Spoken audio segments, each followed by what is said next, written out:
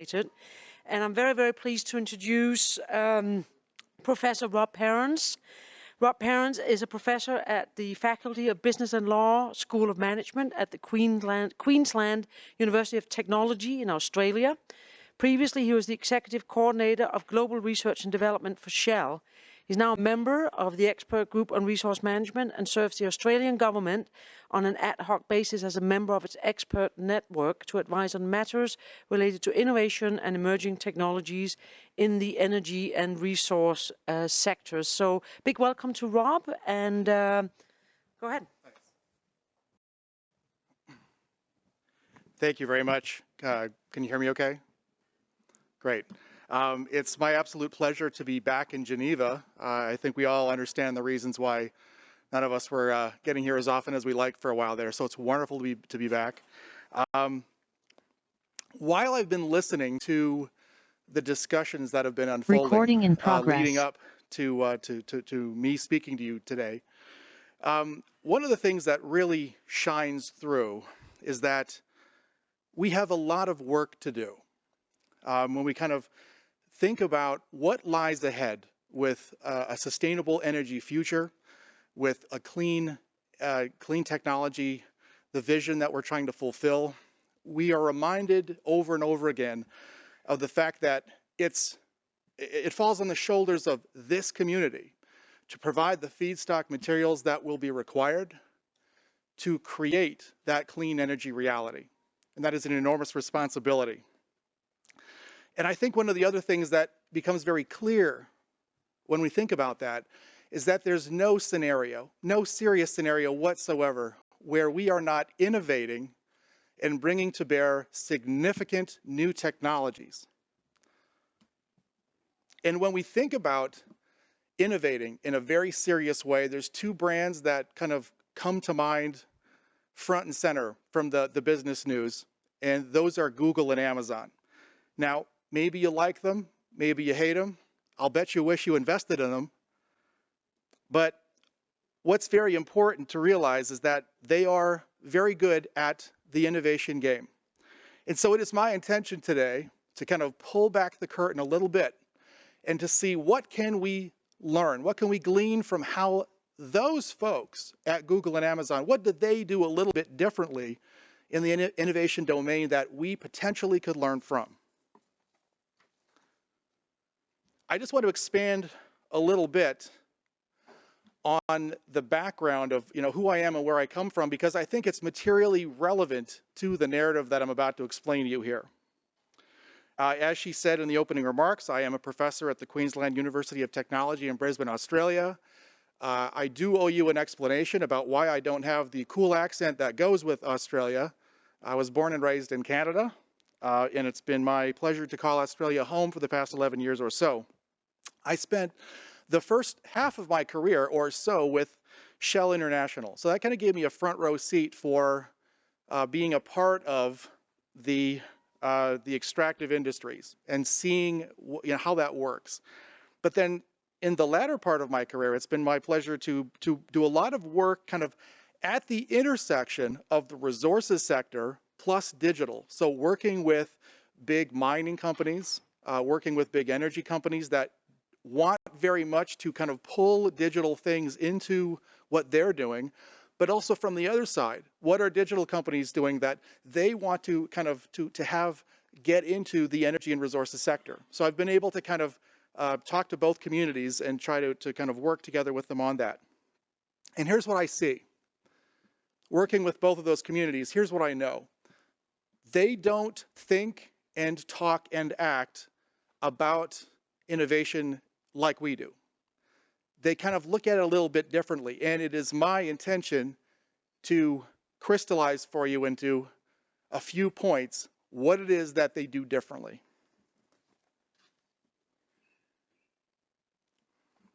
I'm going to invest a couple of minutes trying to impress upon you, because you might be asking yourself at this juncture, who cares what Google and Amazon think? I mean, that is so far removed from the conversations that we have been having in this room over the last couple of days. Why is this man in front of us talking about faraway places and industries that are only marginally in your in tray in the day-to-day reality of what you do. I'm going to explain that. But I'm also going to try to explain to you what is it that we can learn from them that isn't industry specific. What are the parts that we can kind of say, now there's a really good idea. If we change that a little bit and drag it kicking and screaming to the resources sector, what can they teach us that is useful? And at the end of that, I'm going to give you 6 principles of innovation kind of coming from this crucible of Silicon Valley, from the Googles and the Amazons of the world, that I believe that we can transplant successfully to the resources and energy sector. Now, what I've just said might bring about an autoimmune response on the part of some of the audience here. Some of you might be saying, is this guy saying to us that we have not been good at innovating, that we have not been spending millions or indeed billions of dollars on this stuff? No, he is not. It has been my pleasure to be a part of that journey during my years with Shell. I can confirm firsthand that these industries and these people have done a tremendous amount of work in the resource sector in applying all manners of technology, some of them digital, some of them less so. We have been working very hard to introduce the Internet of Things, digital twins, introducing smartness. All of these things have happened in other sectors and have been successfully extended to the resources and energy sector also. And in so doing, we have delivered significant operational efficiencies and cost savings. But it's not getting the job done fast enough. If we kind of look at the big picture of what we're trying to achieve, the truth of the matter is that our overall greenhouse gas emissions have not been going down. In fact, they have been going in exactly the wrong direction. And this energy transition that we have been speaking about so passionately over the last few days, the truth of the matter is that the numbers aren't quite where we want them to be. The fraction of overall energy that is being created in the global economy that we can attribute directly to renewable energy is that orange line you see kind of just bumping off the bottom there, still sub 10%. We are not where we need to be. And again, to reiterate why this matters is the people in the industries and the organizations represented in this room, in this community, these are the feedstock materials that the rest of the world is counting on us to deliver so that the green energy revolution can happen. If we don't do our part of that, the story kind of stops right there. Let me give you a few data points just to kind of drive that home. And I know that I'm kind of preaching to the choir. I know that what I'm about to say in the next few slides, this is probably well known to most of you, but I synthesize it here just to make sure that we're kind of on the same, the logical flow of the whole thing. An offshore wind project uses about 9 times the amount of minerals and mined products that a natural gas-fired power plant of the same generating capacity would use. So on one hand, fantastic. So we're disabusing ourselves of fossil fuels and we're kind of discovering religion and we're kind of moving to that, zero carbon future, but we have to mine so much stuff to get to that promised land. Let's talk about copper. If we're going to get to the church on time with our Paris Agreement commitments, we're going to have to mine by the year 2050 an amount of copper that is more than what we have created in all of human history until today. That is what is required of us. Here are some figures from the International Energy Agency.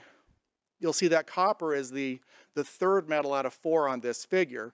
What I want to draw your attention to here is that alarming statistic I just said about the copper. Copper is actually among the lowest hanging fruit when we're talking about these minerals that we're going to need to turn this corner, to make the energy transition happen.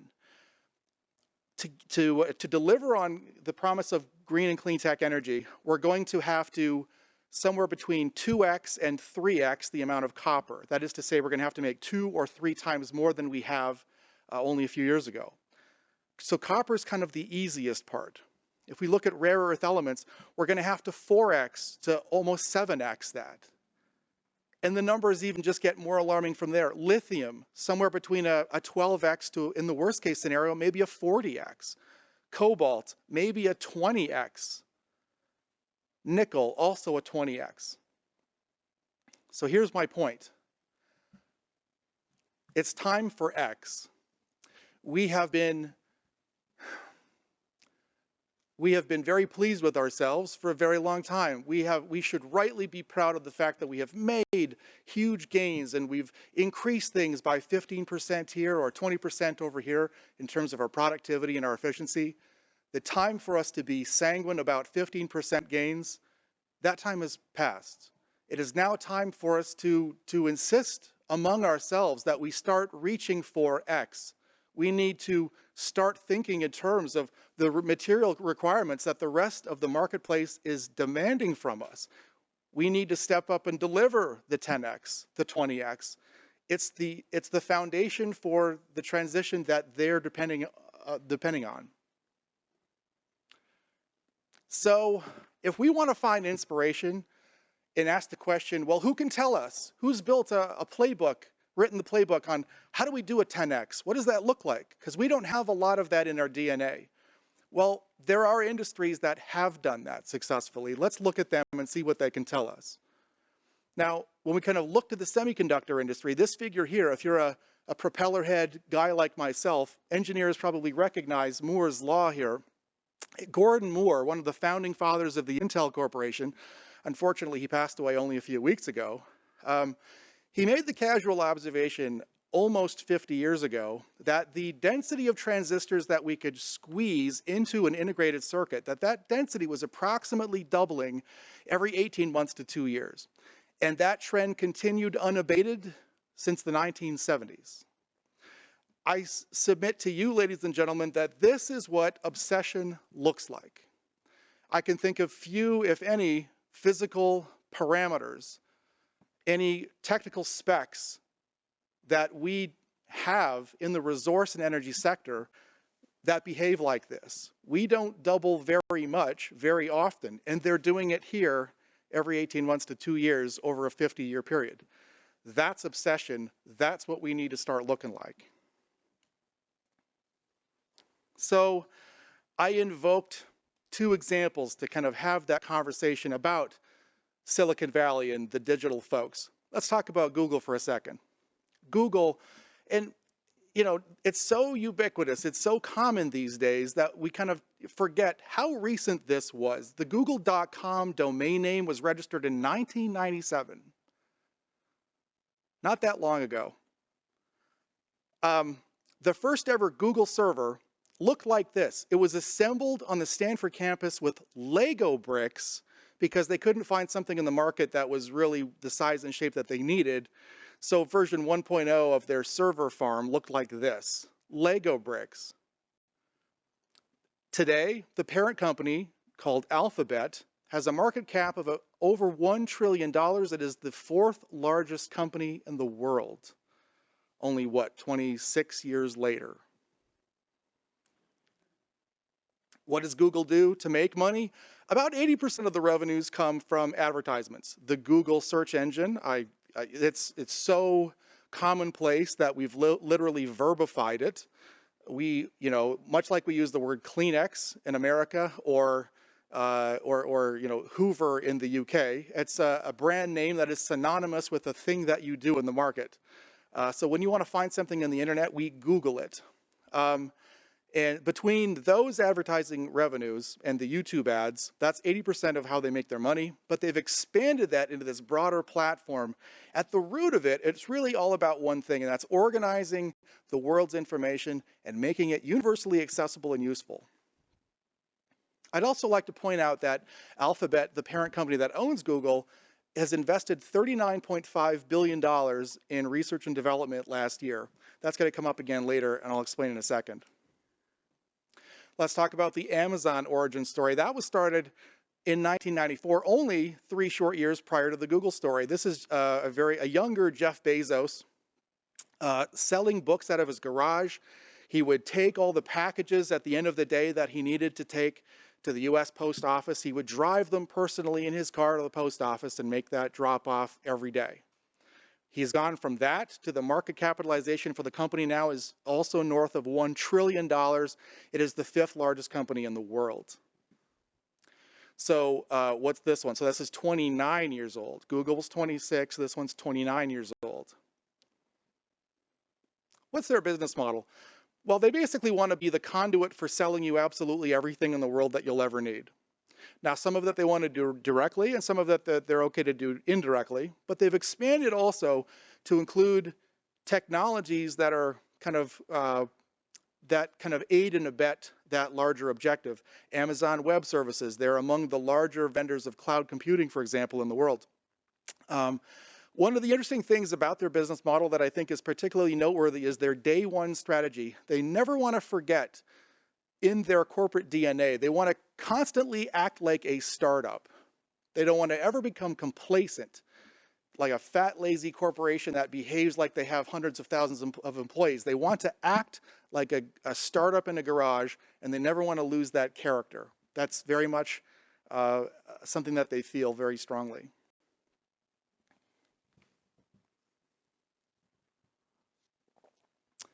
Now, let me remind you of those dates, the chronology of things here.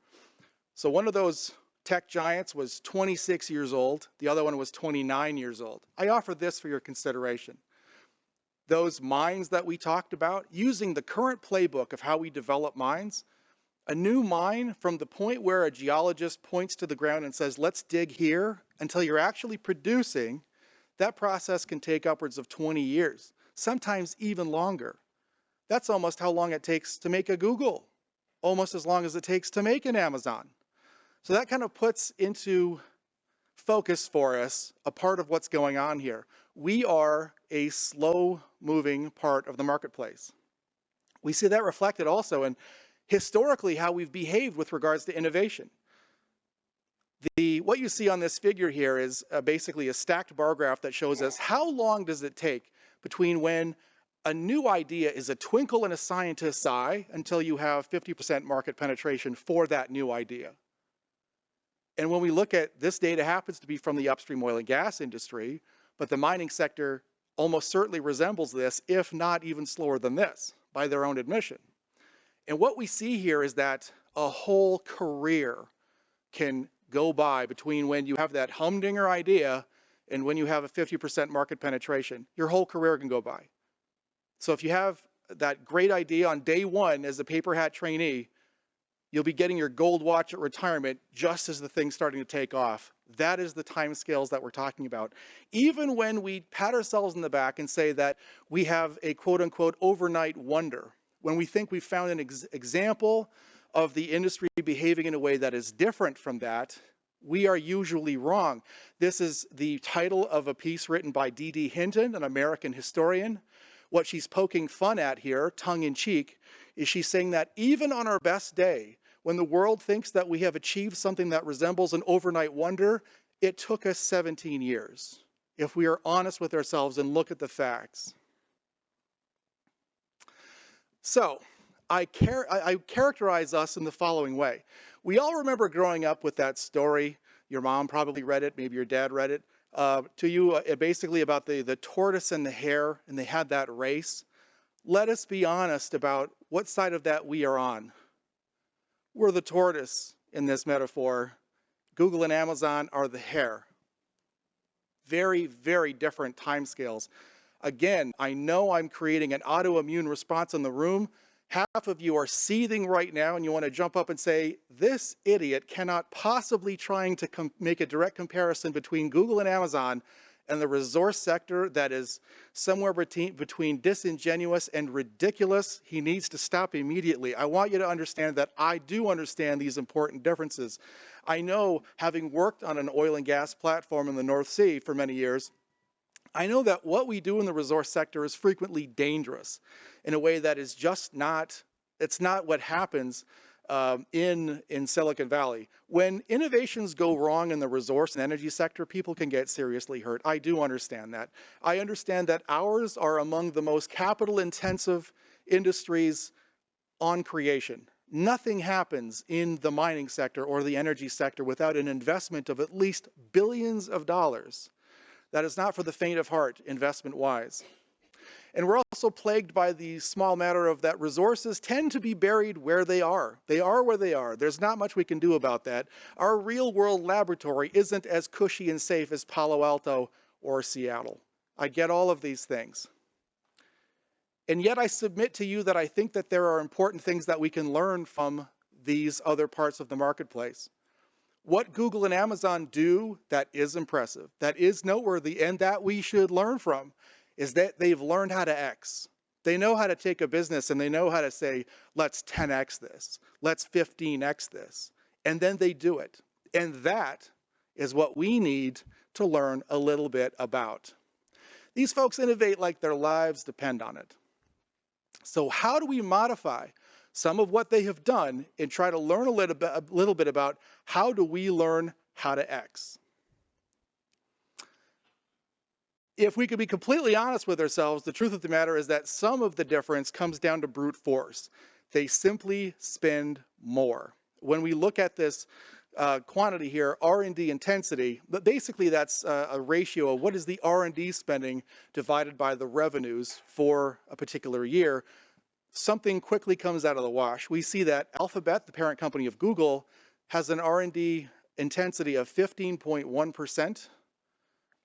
And Amazon was a little bit lighter with 11%. We spend in the resource sector significantly less than that. I understand that there are purists in the audience who probably argue that yes, but it comes down to how the accounting standards and okay, but we can't hide behind an accounting standard when we're talking about a factor of 30.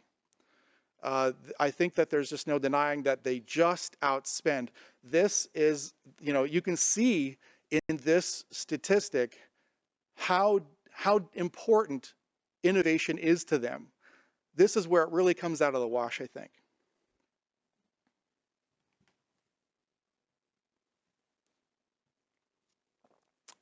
So here's those. I'm going to start with the 6 principles that I think that we can take from what Google and Amazon do, that we can change it, modify it, make it ours, and make it work for us. Here's number 1. We got to learn how to democratize innovation. I have some good news and I got some bad news. I'm going to start with the good news. The good news is that someone in your organization, an employee of yours, maybe a subordinate, maybe it's someone who works right directly below you on the org chart, they probably have that big, hairy, audacious idea that could turn things around. That could be your 10X idea. Here's the bad news. They probably don't feel empowered to tell you about it. That historically has kind of been the culture of how we roll in the resources and energy sector. We're very siloed. Did you know that in Google, for example, if you see a problem on the other side of the company and you're like, I know how to solve that, it is in the company's DNA that you are allowed, no, encouraged. You are encouraged to just jump up from your desk, go join that team on the other side of the company, help them sort that problem out as long as required. It's in their culture to have just to kind of jump up and have that impromptu startup kind of perspective on things. I believe that we have become quite ossified and quite siloed in how we approach innovation in the resource and energy sector. I don't see us behaving like this very often. Think about what if you could take, I don't know how big your organization is, maybe it's 50,000 people, maybe it's 100,000 people. What could you achieve with an R&D department of 100,000 people? You unleash this, you're going to find out. Number 2, anchor your innovation processes in data. Don't fly by the seat of your pants. Don't make this about gut feelings. Make this, let the data speak. Let the data tell you what is working and what is not working. Marissa Mayer, formerly of Google, she went on to be the CEO of Yahoo. She used to say that presentations about new products made to the executive team at Google, they better contain plenty of supporting data. They have never stopped feeling, talking, and acting that way. I submit to you that we have set ourselves up enviably to be this. We have spent so many millions of dollars, billions of dollars over the last few decades, so that we are now able to put our finger on the pulse of the patient. We can measure almost every aspect of our operations. Let's use that. We can measure everything. We can collect the data that we need to make everything that we do a little bit different, a living laboratory, a petri dish, an experiment, if you will. Let's get data obsessed. Let's make the decisions that we make about the data. Number 3, let's cultivate a taste for failure and chaos. You might recognize this little picture. It's usually we see it, it's this little button on software. It's the kind of the undo button, right? So Amazon, basically when people come forward with ideas, they basically ask, is this a one-way door situation or a two-way door situation? Most situations are two-way doors. That is, give it a shot, go through the door, and if it completely wipes out, if it goes completely pear-shaped, we back up, no harm, no foul. And we try to learn along the way, what did we do wrong? What did we learn going through this situation? Fail quickly. Have in this culture in your workforce where people are willing to take bold risks and there's no harm or foul if things don't go well. I don't want to shine any kind of disparaging light on Shell specifically, but I can tell you from my years in the trenches in the resource sector that I don't frequently see this behavior. I see us being gun shy and risk averse most of the time. And I think that the logic that we have to start taking on board if we're gonna learn how to X, is that if we're not making any mistakes, you're not taking enough risk. And we're certainly not learning. So most of our situations are going to be two-way doors. If they are, take the leap, take a chance, take a shot.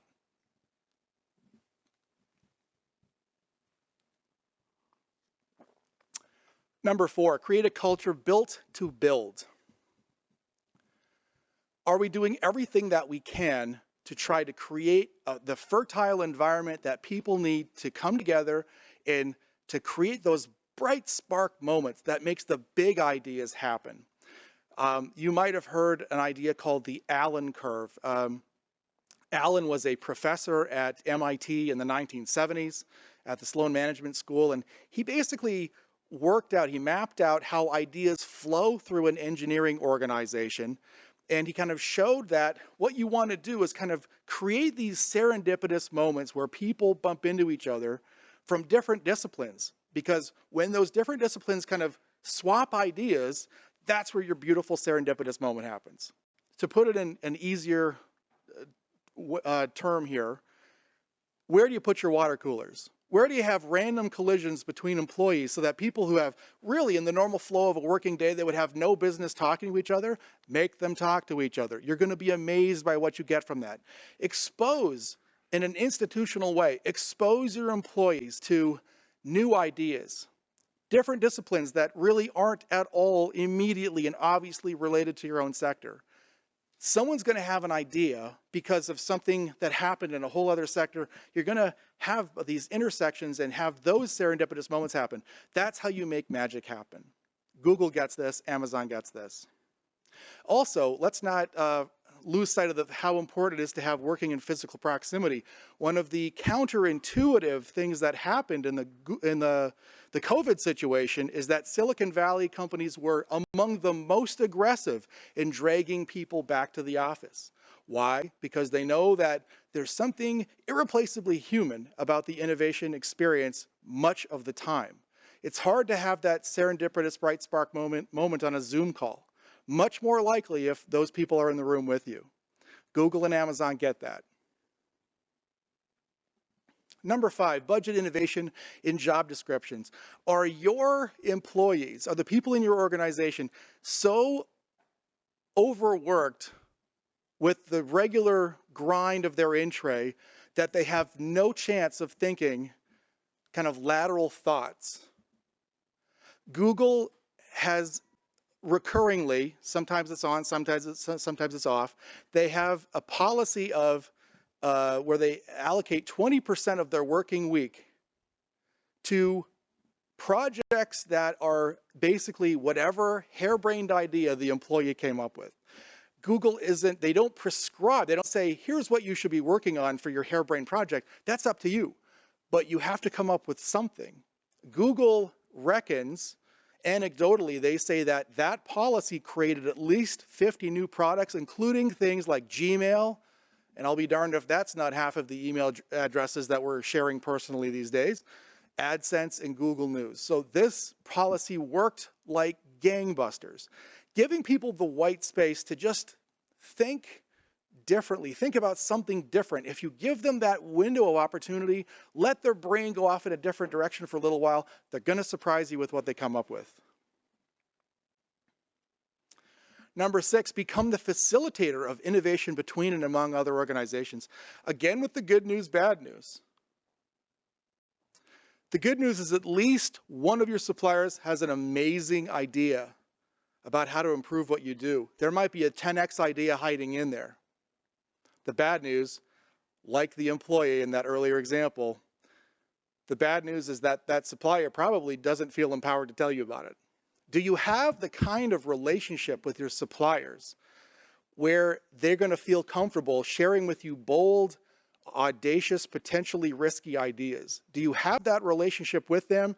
If you do, it would be a rare and beautiful thing in the resources sector, because I don't see it very often. This typically is not the kind of relationship that we cultivate in the resource sector. I'm not saying that that's completely true everywhere. I'm saying it's true most of the time for what I have seen in my years in the industry. Are we genuinely and sincerely trying to co-innovate with those companies, or do we leave the contracts in the hands of our contracts and procurement department, and it is then their job to wrestle that nickel, to wrestle that little bit of money, kind of negotiating with our boot firmly on their throat?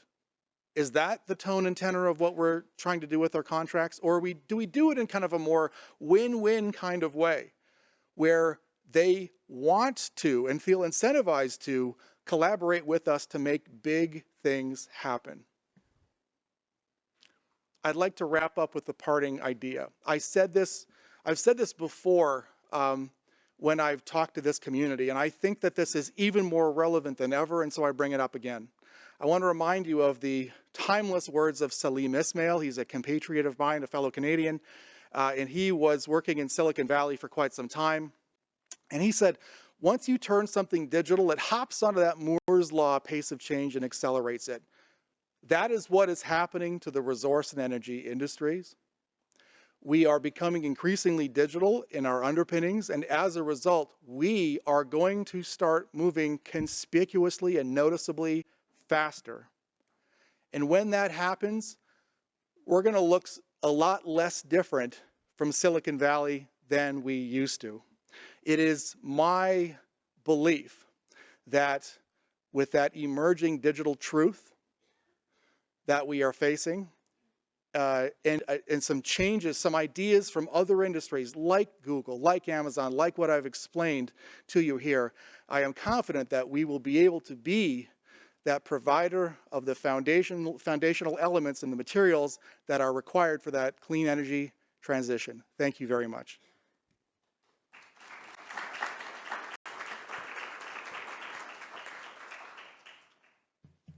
Thank you very much, Rob. That was very good food for thought, very inspirational, I thought. Questions or comments from the audience? Go ahead. Thank you very much for this presentation. In fact, it's very thought-provoking, very insightful.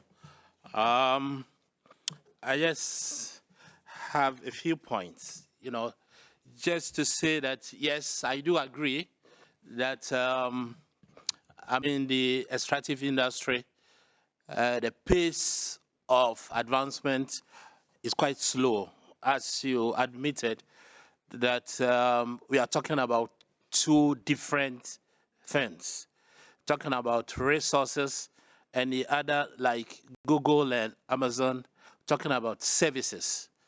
But the point is, how do we fast track resource, to services? I mean, as we discussed yesterday, resource as a service. Now, looking for minerals or oil is just like looking for a needle in a haystack. So it's quite difficult.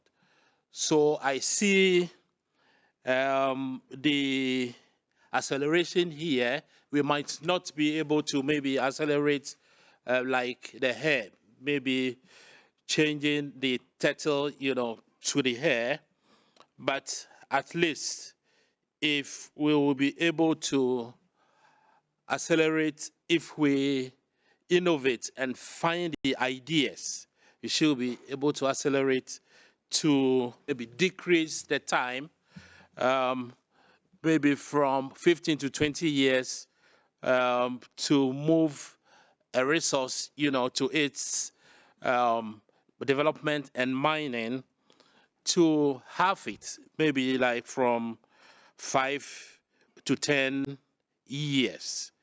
And so I just want to say that the pace of implementation of the ideas matter, because in the aspect of the service, I mean, if Google finds new ideas in the service area, they can implement it within maybe a year or two. Meanwhile, if you innovate and find a new idea in a resource sector, now how to improve upon your drilling, your processing and etc.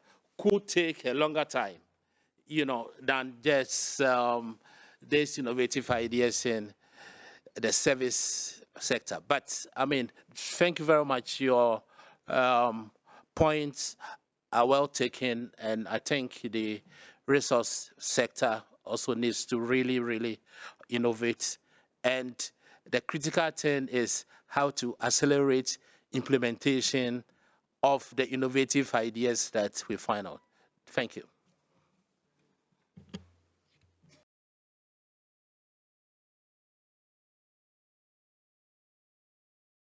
Think one of the, am I on? Can you hear me? Okay. Um, I think that frequently we misunderstand what the business model is in the resource sector. Oil was already in the ground, the minerals were already in the ground. What we ask large companies to do in big mining, in big oil, is that we're asking for them to bring to bear their skills and their know-how and their capital and their equipment to help us get that stuff that was in the ground and to monetize it and to get it out. So we didn't create anything. It's all about moving that stuff from where it's not helpful to where it is helpful. So I submit to you that I think that's one nuance frequently misunderstood about the resources sector, is that we don't make anything. We just figure out how to get it from A to B. So in saying that, I guess I'm suggesting that maybe we're not as quite removed as we think we are from some of those other industries. Yeah, go ahead.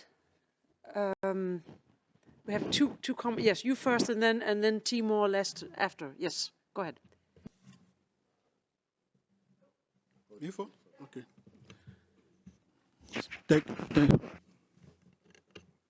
Can you hear me? Okay, good.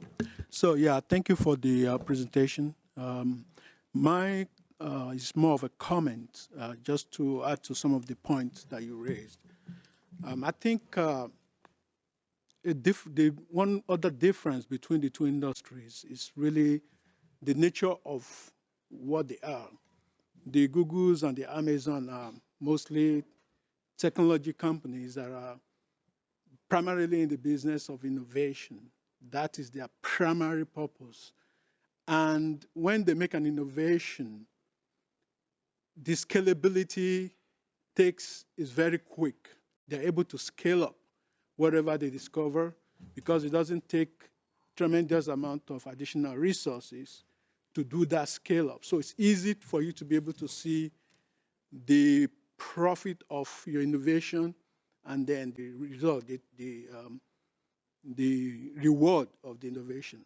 Compared to our industry, it takes a lot longer to move the innovation from discovery into when you are able to practicalize it, and then to be able to scale it up you need additional resources to even scale it even bigger. So it's well taken that, yeah, you're right, some of the learnings, if we include in our industry, will help. But I don't think it will be as such a big impact like we would really need to be able to make up that gap that you eloquently shown in your presentation.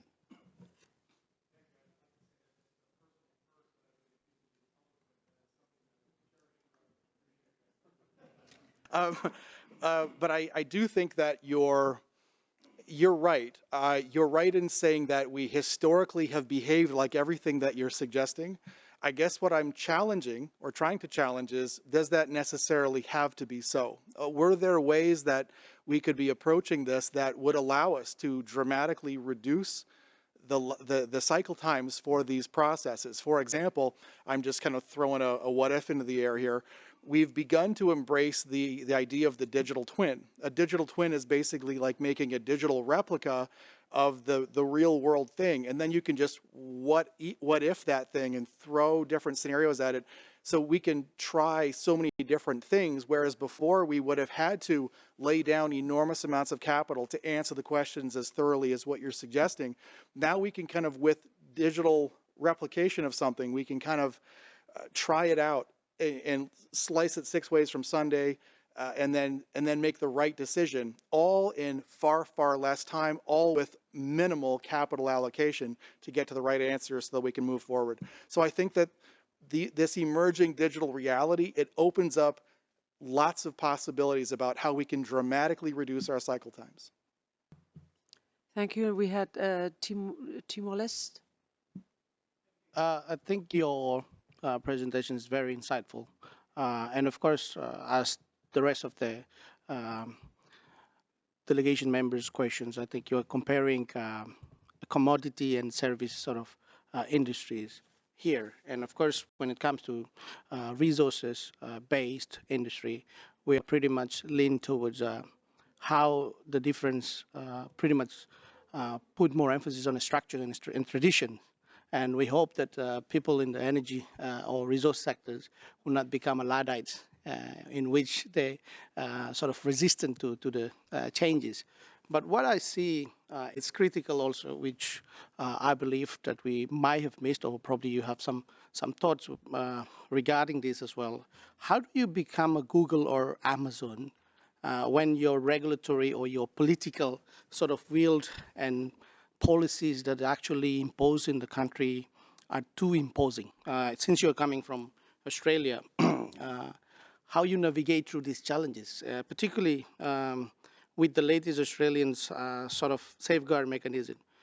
Do you think that could shape the Aussie's energy companies becoming Amazons or Google in the process of going forward? How do you see the compliance play its critical roles in the whole process of becoming either Google or Amazon?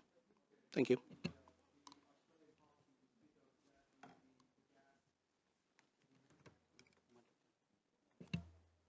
With the Australian policies you're speaking of, is that the gas export policies? The gas export policies, is that what you're talking about? Yes. Yeah, so I think this is a little bit removed, I suppose, from my wheelhouse. But I suppose that my opinion on that is that I think that the Australian government certainly hasn't done themselves any favors with this policy. They've already seen that there has been this recoiling on the part of would-be investors and saying, well, that's not an environment that we feel comfortable investing in. So I think that policy has had a very negative effect on the market that I don't think that is directly, that really isn't the main story for innovation in that sector. It's just about the absence or presence of investment and the stability and the stable environment required to make those long-term investments. So there may be some secondary and tertiary effects on the innovation space there, but I don't think that's the main story, at least not in a way that I can see immediately. Thank you. First, I think we have here the One Goal initiative, and then we have a question from down here after. Go ahead. I have mine of the One Goal initiative. Just to say, I come from the digitization, etc. Field, and I have the feeling that I'm the one who's having an allergic reaction here.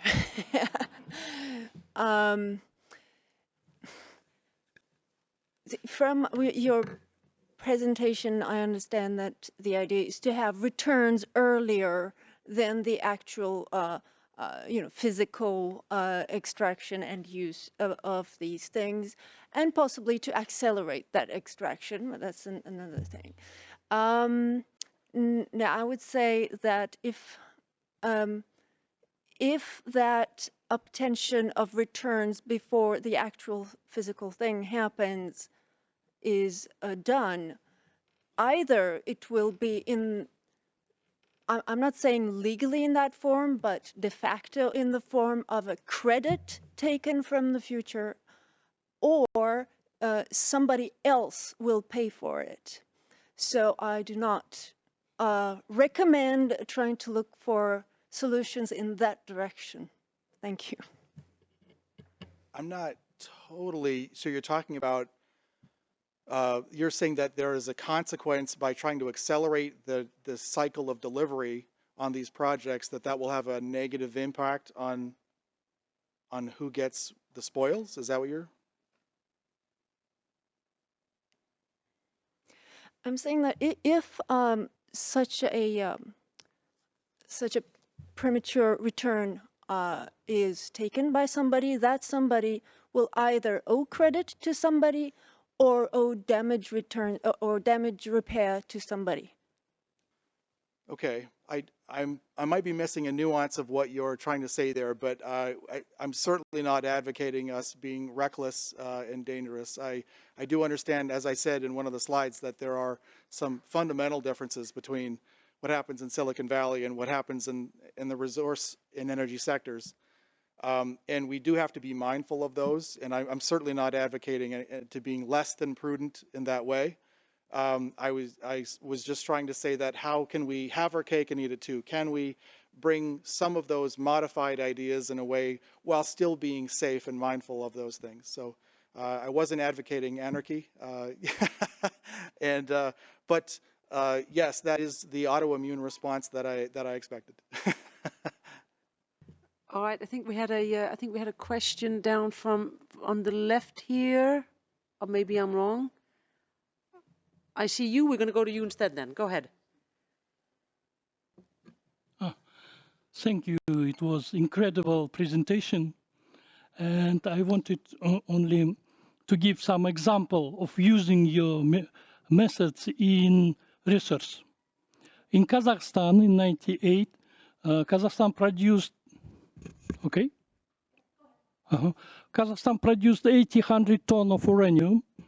And after 10 years later, it began to produce 20,000 tons of uranium.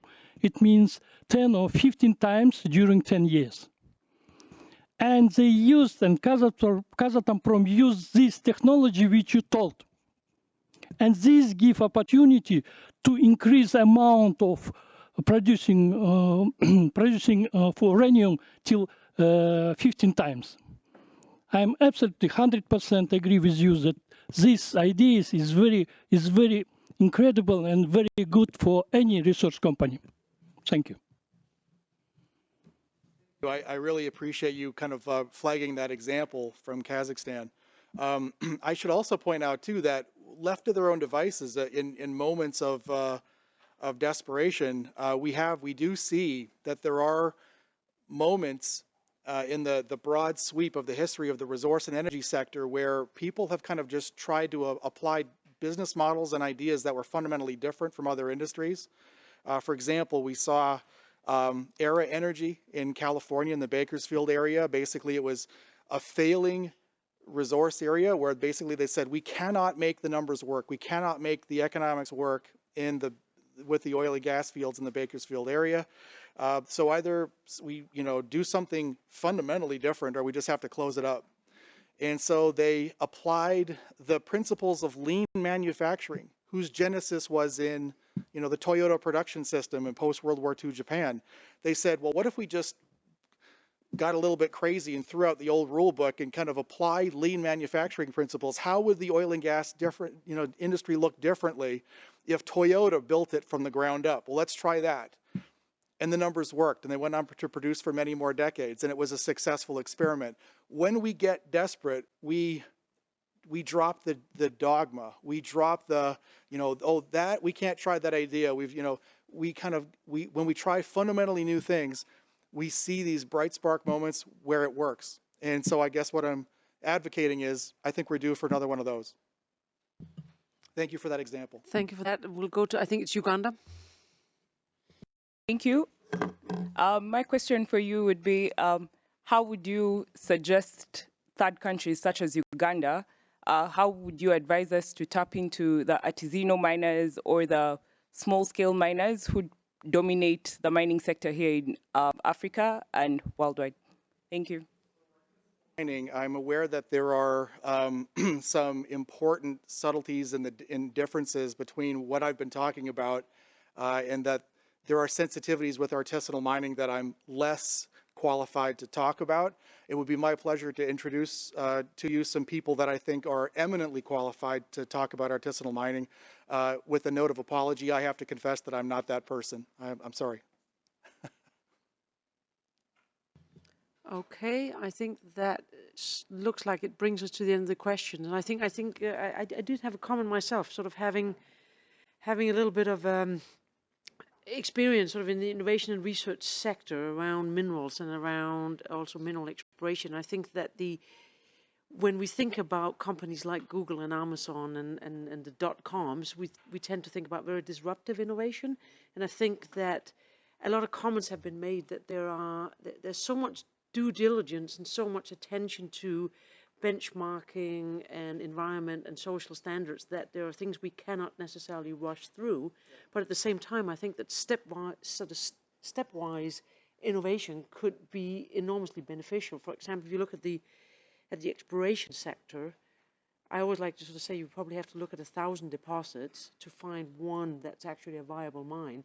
If you could cut that number just in half, you'd made incredible progress. For the artisanal mining, some of the methodology that goes into artisanal mining is very toxic and environmentally not sound. And again, can you make small improvements in an innovative culture? So I guess what I'm sort of saying is I'm very supportive of the idea of trying to bring an innovative way of thinking about this. At the same time, as I do agree, we have to really make sure that we're not being reckless, as you also pointed out. I agree with that. I was never advocating recklessness. That's a bad move forever and always. And I understand that we put these policies and procedures and rules, we put them in place invariably because something happened. Somebody got hurt. That's why we write the rules that we write usually. As we learn, we kind of learn from our mistakes and say, we must never let this happen again. We have to do differently. So that's frequently the genesis behind why we do the things that we do in these industries, and I haven't lost sight of that. But I also need to kind of make sure that we put front and center the cost of doing nothing. We've been playing it safe for a very long time. Where did it get us? Again, I'm not saying this to be abrasive. I am trying to be confronting. Our current trajectory got us there, and it got us there. So what I submit to you is, are we okay with that? Because that's the path we're on. We got to learn how to act. All right, I think that was an excellent sort of closing statement. So let's give another round of applause. Thank you. We have about 15 minutes before the next session starts, so you have time to see if there's still